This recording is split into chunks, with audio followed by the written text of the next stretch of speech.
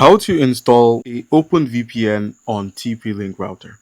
Alright guys, so here's how you can do this. Your first thing is to make sure your TP-Link router supports VPN features because not all models do. And then once you have confirmed this, just simply log into your router dashboard by connecting to your Wi-Fi and then opening your router's IP address in a browser. So some of the common IPs you can use to get to the login panel would be 192.168.0.1. Alright, and once you're there, just simply navigate to the VPN settings. So go into advanced settings on the TP-Link management system, head over to the advanced settings. Once you're there, head into VPN server and select OpenVPN. So go ahead and select the OpenVPN. Once you have enabled the OpenVPN server, so enable the OpenVPN server and configure basic settings like the service type and port.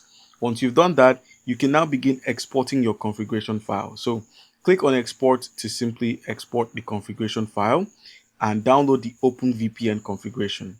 Once you have, go ahead and install OpenVPN client. So download OpenVPN client onto your computer or PC or phone. And once you have, go ahead and now simply import that downloaded file. So import the configuration file into the OpenVPN client and then connect to your router again.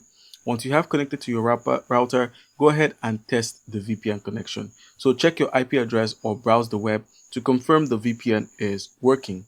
Alright guys,